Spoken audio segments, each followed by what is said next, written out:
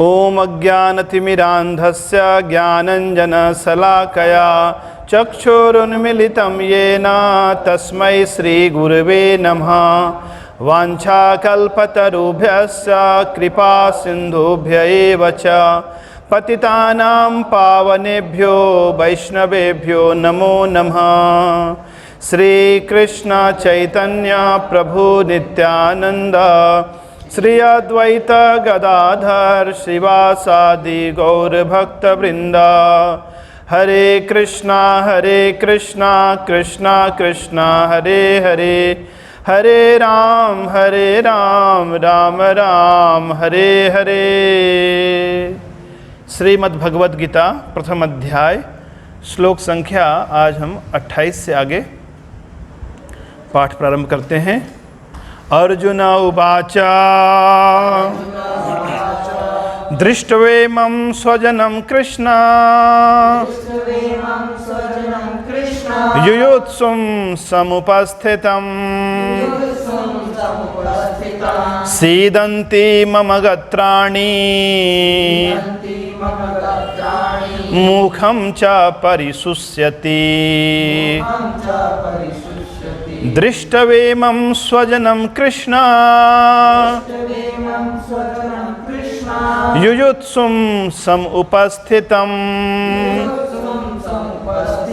सीदन्ति मम गात्राणि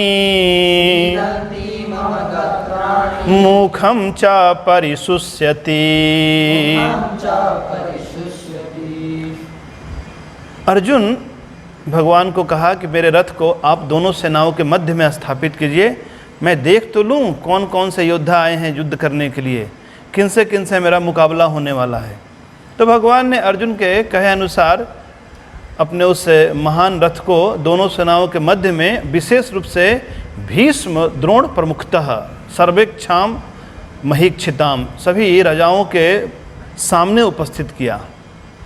और भीष्म और द्रोण को और अपने स्वजन बंधु बांधवों को देखकर अर्जुन करुणा से अभिभूत हो गया।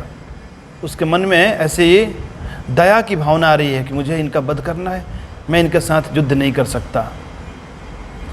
तो यह दया की भावना उचित नहीं है, यह कोमलता, हालांकि श्रील प्रभुपाद कहते हैं ये भक्तों का स्वभाव है कि भक्त का हृदय कोमल होता है, लेकिन यहाँ यह उदारता उचित नहीं है। क्यों? क्योंकि विरोधी पक्ष में जो योद्धा हैं ये अभी अधर्म का साथ दे रहे हैं। तो ऐसे पापियों, अन्यायियों और अधर्मों का नाश होना चाहिए। तो अर्जुन आज के श्लोक से प्रारंभ करते हैं कि दृष्टवेमं स्वजनम कृष्ण, हे कृष्ण मैं इन स्वजनों को देखकर युत्सुम समुपस्थितम जो युद्ध के लिए यहाँ उपस्थित हुए हैं, खड़े हुए हैं, सीदंती मम गात्राणि, सीदंती कहते हैं शिथिल होना, गात्राणि मेरे शरीर के सारे अंग शिथिल हो रहे हैं, ढीले पड़ रहे हैं। मुखम च परिशुष्यति और मेरा मुख सूख रहा है, यानी हाथ पैर और दूसरे जो शरीर के अंग हैं ढीले पड़ गए, यानी अब उत्साह नहीं है युद्ध करने के लिए। तो ये अवस्था है एक प्रकार से भय और चिंता के कारण, क्योंकि अर्जुन सोच रहा है मेरे इन बंधु बांधुओं का क्या होगा, मेरे कुल का क्या होगा, मेरे राज्य का क्या होगा। मुझे ऐसा राज्य नहीं चाहिए जिस राज्य के लिए मुझे इतना रक्तपात करना पड़े। और मुखम च परिशुष्यति यानी मुख सूख गया, यानी अब कुछ बोलने की शक्ति नहीं है। एक यहाँ पर ध्यान देने योग्य बात है, जब धृतराष्ट्र ने कहा था तो उसने कहा था मामकः पांडवाश्चैव, लेकिन अर्जुन क्या कहते हैं स्वजन। अर्जुन सभी को अपना, स्व मीन्स स्वयं, अपना, और जन मीन्स व्यक्ति, यानी अर्जुन सभी को अपना मान रहे हैं क्योंकि अर्जुन भगवान के महान भक्त हैं। और अर्जुन के मन में युद्ध के परिणाम को लेकर चिंता हो रही है, लेकिन इस प्रकार से स्नेहिल होना उचित नहीं है। तो अर्जुन के शरीर में जो परिवर्तन आए हैं इससे पता चलता है अर्जुन के मानसिक स्थिति। तो अर्जुन की मानसिक स्थिति अभी मोहग्रस्त हो गई है, अपने कर्तव्य से विमुख हुआ जा रहा है। तो अभी इस श्लोक से लेकर आखिरी श्लोक तक सारे श्लोक अर्जुन ने कहे हैं। तो पीछे हमने 27 श्लोक देखे थे, इस अध्याय में कुल 47 श्लोक हैं, यानी कि पूरे 20 श्लोक अभी अर्जुन की इसी मानसिक दशा का वर्णन है कि किस प्रकार अर्जुन अपनी भावनाओं को ऐसे शरीर में कुछ विकार के द्वारा प्रकट करता है। तभी 2 लक्षणों का वर्णन हुआ, तो सारे अंग शिथिल हो गए हैं, ढीले पड़ गए हैं और मुख सूख चुका है। आगे के लक्षण, बेपथुश्च शरीरे में रोमहर्षश्च जायते गांडीवं स्रंसते हस्तात् त्वक्चैव परिदह्यते। बेपथुश्च शरीरे में रोमहर्षश्च जायते गांडीवं स्रंसते हस्तात् त्वक्चैव परिदह्यते। बेपथु कहते हैं कंपन को, शरीर कांप रहा है अर्जुन का। अर्जुन इतना महान योद्धा है लेकिन अभी कमजोरी आ गई। बेपथुश्च शरीरे में, मेरा शरीर में ऐसे कपकपी हो रही है। रोम हर्षश्च जायते, रोमकूप जो हैं ऐसे रोंगटे खड़े हो गए हैं। गांडीवम स्रंसते हस्तात्, हाथों से उसका प्रिय धनुष गांडीव सरक रहा है, यानी घिसक रहा है। लग रहा है नीचे गिर जाएगा, जबकि गांडीव अर्जुन को बहुत प्यारा है, हमेशा गांडीव को साथ में लेकर सोता है, लेकिन आज उसके हाथ से सरक रहा है ऐसे। त्वक्चैव परिदह्यते, और त्वचा ऐसा प्रतीत हो रहा है कि जल रही है। ये सब क्यों आए? भय के कारण और चिंताओं के कारण। जैसे हमारे जो मन की भावना है वो शरीर से प्रकट होती ही है। जैसे मानो हम किसी से स्नेह करते हैं, प्रेम करते हैं, तो उसको ऐसे थपथपाते हैं, मुस्कुराकर उससे बातें करते हैं, और उसके प्रति रोष भरा है मन में, क्रोध है, तो हमारी आंखें लाल हो जाती हैं। शरीर में इस प्रकार से विकार आता है, चेहरा भी हमारा विकृत हो जाता है। तो जैसे मन की हमारी भाव दशा होती है तो शरीर में उसके लक्षण दिखाई देते हैं। इसलिए कहते हैं face is the index of mind. जो हमारा मुखमंडल है ये क्या है, इससे हमारा मन की स्थिति पता चलती है। तो यहाँ पे अर्जुन की स्थिति एक प्रकार से शोक और दुख के कारण ऐसी दशा हो गई है। और कुछ लक्षणों का वर्णन है आगे के श्लोक में। न चा शक्नोमि अवस्थातुम भ्रमतीव च मे मना निमित्तानि च पश्यामि विपरीतानि केशवा। न च शक्नोमि अवस्थातुं भ्रमतीव च मे मनः निमित्तानि च पश्यामि विपरीतानि केशवा। न च शक्नोति, मैं समर्थ नहीं हूँ, अवस्थातुम, इस यहाँ खड़े होने में। अर्जुन इतना कमज़ोर हो गया, अभी इस युद्ध क्षेत्र में विशेष रूप से रथ पे खड़ा होने में असमर्थ है। बोल रहा है मैं खड़े रहने में असमर्थ हूँ, मुझे लग रहा है मैं मूर्छित हो जाऊँगा। भ्रमतीव च मे मना, मेरा मन भ्रमित हो रहा है। मन भ्रमित हो रहा है यानी मैं निर्णय नहीं ले पा रहा हूँ, क्या करूँ मैं, क्या करना चाहिए क्या नहीं करना चाहिए, इस प्रकार मैं मोहग्रस्त हो गया हूँ। निमित्तानि च पश्यामि, जो ये लक्षण है इसे मैं देख रहा हूँ। विपरीतानि केशव, हे केशव, भगवान का एक नाम है केशव, क्यों? जिनके केस अत्यंत सुंदर हैं। भगवान के बाल बहुत सुंदर हैं, घुंघराले हैं। साथ में भगवान ने केसी नामक एक असुर का वध किया था। तो ऐसे कई अर्थ आचार्यों ने किए हैं। तो अर्जुन कहते हैं हे केशव, मैं इस युद्ध स्थल में अभी खड़ा रहने में असमर्थ हूँ, मेरा मन भ्रमित हो रहा है, और जो लक्षण दिखाई दे रहे हैं सब विपरीत दिखाई दे रहे हैं। मैं ऐसा सोच रहा हूँ कि मैं सुखी नहीं हो पाऊँगा, ये अमंगल अनिष्टकारी लक्षण दिख रहे हैं। ये युद्ध का जो परिणाम है यह मंगलकारी नहीं होगा, यानी मैं विजयी होकर भी मैं सुखी नहीं रह पाऊंगा। तो इस प्रकार 8 लक्षणों का वर्णन किया गया जो अर्जुन के शरीर में प्रकट हो रहे हैं। पहला क्या था लक्षण कि सीदंती मम गत्राणि, उसका शरीर के सारे अंग क्या हैं, शिथिल पड़ गए। दूसरा मुखम च परिशुष्यति, उसका मुख सूखा जा रहा है। तीसरा लक्षण बेपथुश्चा शरीरे में, शरीर में कंपन हो रही है। चौथा लक्षण रोम हर्षस् जायते, उसके रोंगटे खड़े हो गए हैं। पांचवा लक्षण गांडीवम श्रमसते हस्तात, गांडीव उसके हाथों से ऐसे सरक रहा है। छठा त्वक चैव परिदह्यते, त्वचा जल रही है। और अभी 7वां लक्षण है खड़ा रहने में असमर्थ है। और 8वां लक्षण क्या है, उसका मन भ्रमित हो रहा है। ये सब लक्षण श्रील प्रभुपाद कहते हैं हृदय की दुर्बलता के कारण उत्पन्न हुआ है। जैसे ही व्यक्ति मोहग्रस्त हो जाता है किसी भी व्यक्ति से या किसी भी वस्तु से, तो उसका दिमाग ठीक से काम नहीं करता है, यानी जो करना चाहिए उसके प्रति मन में कोई उत्साह नहीं होता, और जो नहीं करना चाहिए उसके प्रति वो अत्यधिक उत्साही होता है। तो इसलिए अर्जुन आगे के श्लोक में कहता है न चाश्रयो अनुपश्यामि हत्वा स्वजनम आहवे न कांक्षे विजयम कृष्ण न कांक्षे विजयम कृष्ण न च राज्यम सुखानि च न चाश्रयो अनुपश्यामि हत्वा स्वजनम आहवे न कांक्षे विजयम कृष्ण न च राज्यम सुखानि च। तो अर्जुन को ऐसे अधर्मी अन्यायी लोगों को जीवित देखने की इच्छा है, यही उसकी कमजोरी है। जैसे मानो आप में से कोई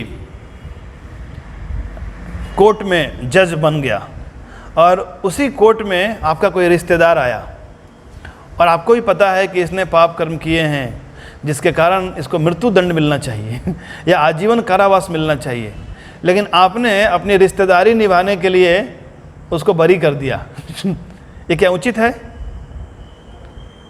यानी आप उन्हें जीवित देखना चाहते हैं, उसके लिए आपने भी पाप कर्म किया। उसी प्रकार की परिस्थिति है अभी अर्जुन के सामने।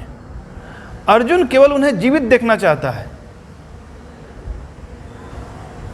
यद्यपि अर्जुन आया है युद्ध करने के लिए, पूरी तैयारी के साथ आया है, लेकिन जैसे ही उसने देखा भीष्म द्रोण और अन्य अपने, कल हमने देखा तो 10 प्रकार के संबंधियों को देखा, उसने पुत्रों को देखा, पौत्रों को देखा, ससुरों को देखा, पिताओं को देखा, पितामहों को देखा, मामाओं को देखा, कई ऐसे संबंधियों को, और इनको देखने के बाद उसका मन में ऐसे कुटुंबियों के प्रति स्नेह उमड़ आया, जो कि उचित नहीं है। कोर्ट में बैठे हो आप जज की कुर्सी पर और अभी आपका रिश्तेदारी निभाना है वहाँ ये उचित है? बिल्कुल उचित नहीं है। तो ऐसी ही कुछ परिस्थिति है अर्जुन के समक्ष। तो अर्जुन कहता है न चाश्रयो अनुपश्यामि, ये मोहग्रस्त होने के कारण अभी अर्जुन कह रहा है मैं श्रेय नहीं देख पा रहा हूँ, मैं कल्याण नहीं देख पा रहा हूँ।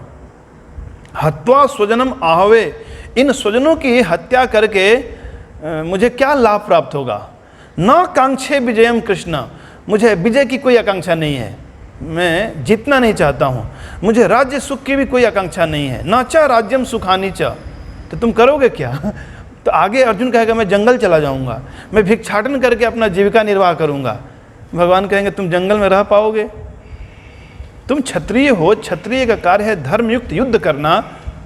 क्षत्रिय कभी भी इस प्रकार भिक्षाटन करके अपना जीविका कितना दिन निकालेंगे? 2-4 दिन मांगोगे, फिर कोई नहीं देगा, फिर उसको तुम तीर मारोगे तो तुम तो युद्ध वहां भी करोगे, क्योंकि तुम्हारे खून में ही है युद्ध करना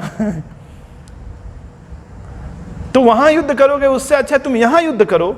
ये धर्मयुक्त युद्ध है। न कांक्षे विजयम कृष्ण, मुझे विजय की कोई आकांक्षा नहीं है। न च राज्यम सुखानि च, मुझे राज्य सुख भी नहीं चाहिए। तो श्रील प्रभुपाद कहते हैं यह भी एक प्रकार की इंद्रिय तृप्ति है, यानी हमें जीवित देखने की इच्छा। क्यों जीवित देखना इन्हें?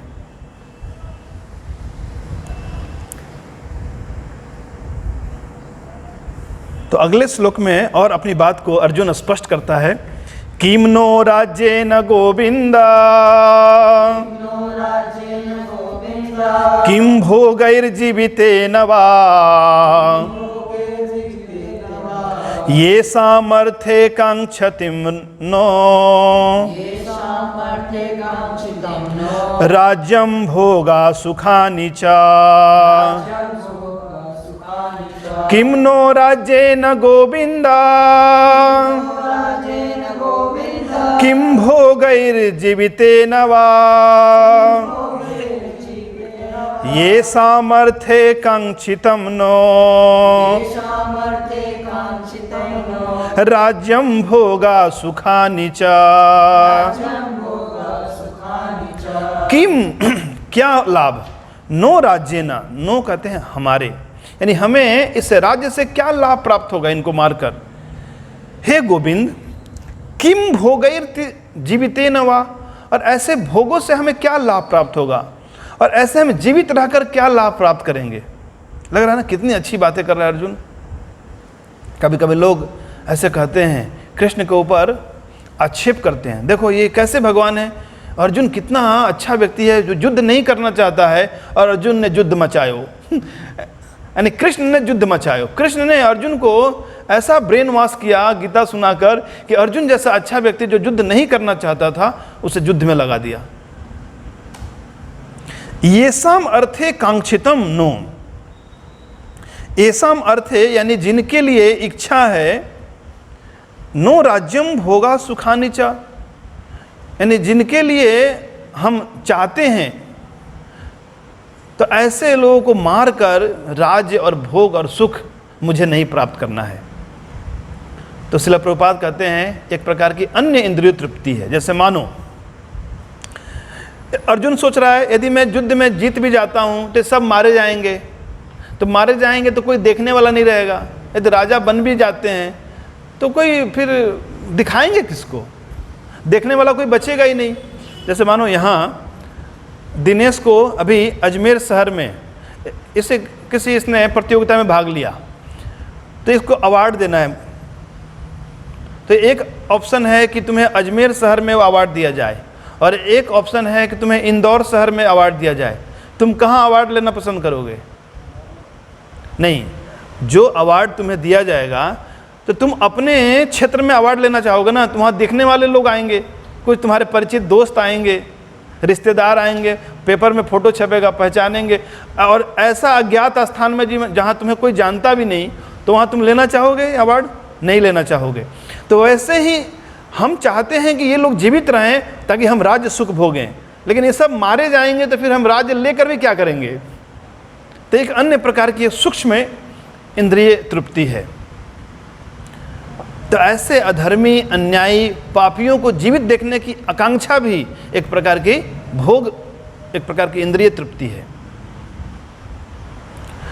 तो अर्जुन विजय राज सुख अब क्यों नहीं चाहता, उसके अन्य कुछ कारण बताता है। ता इमे अवस्थिता युद्धे प्राणंस त्यक्त्वा धनानि च आचार्य पितरः पुत्रा तथैव च पितामहा। ता इमे अवस्थिता युद्धे, ते मीन्स वे लोग, इमे अवस्थिता यानी ये सब युद्ध में अभी खड़े हैं। प्राणंस त्यक्त्वा धनानि च, ये इनको पता नहीं, ये सब अपना प्राण त्यागने के लिए और अपने धन को त्याग कर ऐसे युद्ध में खड़े हैं, क्योंकि सब मारे जाएंगे। और कौन कौन खड़े हैं, फिर से 10 प्रकार के संबंधियों की बात करता है अर्जुन। आचार्य मतलब आचार्यगण खड़े हैं, द्रोणाचार्य, कृपाचार्य, अन्य। पितरा यानी पितृगण खड़े हैं। पुत्रास पुत्र खड़े हैं। तथैव च पितामह, केवल पुत्र नहीं पितामह भी खड़े हैं। मातुला मामा लोग खड़े हैं। ससुरा ससुर खड़े हैं। पौत्रा यानी कि पुत्र के पुत्र खड़े हैं। श्याला यानी कि श्याले लोग खड़े हैं। और अन्य संबंधनस तथा, और अन्य प्रकार के जो संबंधी हैं वे सब उपस्थित हुए यहाँ पर। किस लिए? अपने प्राण त्यागने के लिए। एतान अच्छा, एक और श्लोक पढ़ते हैं। मातुला स्वसुरा पौत्रा श्याला संबंधिनस्तथा एतान्न हन्तुमिच्छामि घ्नतोऽपि मधुसूदन। मातुला स्वसुरा पौत्रा श्याला संबंधिनस्तथा एतान्न हन्तुमिच्छामि घ्नतोऽपि मधुसूदन। अर्जुन कहता है एतान न हन्तुम इच्छामि, एतान इन लोगों को, न हन्तुम इच्छामि मैं इच्छा नहीं रखता, मैं इनकी हत्या नहीं करना चाहता। तो घ्नतु अपि, यद्यपि वे मुझ पर प्रहार करेंगे, वे मुझे अपने बाणों से आहत करेंगे, मेरी हत्या कर देंगे मधुसूदन, लेकिन मैं इनकी हत्या नहीं करूंगा।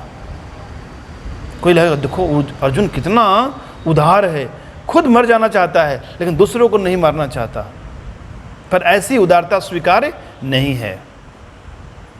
जैसे मानो भारत पाकिस्तान युद्ध छिड़ गया और बॉर्डर पे जो भारतीय सेना के जवान हैं वो बोले हमें उदारता आ रही है, ऐसे युद्ध करेंगे, हजारों पाकिस्तानी सेना के लोग मारे जाएंगे, नहीं नहीं हम ऐसा युद्ध नहीं कर सकते। तो क्या ये करुणा उचित है? बिल्कुल उचित नहीं है। तो वही बात यहाँ अर्जुन कह रहा है कि एतान्न हन्तुम इच्छामि घ्नतु अपि मधुसूदन। हे मधुसूदन, आप तो मधु नामक असुर का वध करने वाले हैं, आप क्यों हमारे स्वजनों का वध करा रहे हैं? कह रहा, और एक कारण बता रहा है अर्जुन अगले श्लोक में, अपि त्रैलोक्य राज्यस्य हेतो किम न मही कृते हेतो किम नु मही कृते निहत्या धार्तराष्ट्राना का प्रीतिस्य जनार्दन। अपि त्रैलोक्य राज्यस्य हेतो किम नु मही कृते निहत्य धार्तराष्ट्राना का प्रीतिस्य जनार्दन। तो अर्जुन कहता है अपि त्रैलोक्य राज्यस्य, अपि तीनों लोकों का यदि मुझे राज्य मिल जाए फिर भी हेतु किम, मैं उनकी हत्या नहीं करूंगा। तो किम नु मही कृत्य, फिर ये मही कृत्य कहते हैं पृथ्वी, तो फिर पृथ्वी के राज्य के लिए मैं कैसे मार सकता हूं? यदि मुझे तीनों लोगों का साम्राज्य मिल जाए फिर भी मैं युद्ध नहीं करना चाहता हूं, तो फिर ये पृथ्वी के लिए मैं कैसे इनको मारूं? निहत्य धार्तराष्ट्राना, और ऐसे भी धृतराष्ट्र के पुत्रों को मारकर हमें का प्रति सात जनार्दना, कौन सी हमें प्रसन्नता प्राप्त होगी? तब अर्जुन इस प्रकार अन्य अन्य तर्क प्रस्तुत करता है युद्ध ना करने के। लेकिन श्रील प्रभुपाद तात्पर्य में बताते हैं चाहे भक्त कितनी भी उदारता क्यों ना दिखाए, भक्त के प्रति किए गए जो अत्याचार हैं, जो दुराचार हैं, भगवान सहन नहीं करते हैं। तो भगवान ऐसे दुराचारियों को अवश्य दंडित करेंगे। भगवान चाहते हैं कि इन सबका वध हो, तो इनका वध होगा। यद्यपि अर्जुन इन्हें क्षमा करना चाहता है पर भगवान क्षमा नहीं करेंगे। इसके आगे हम चर्चा कल करेंगे। श्रील प्रभुपाद की।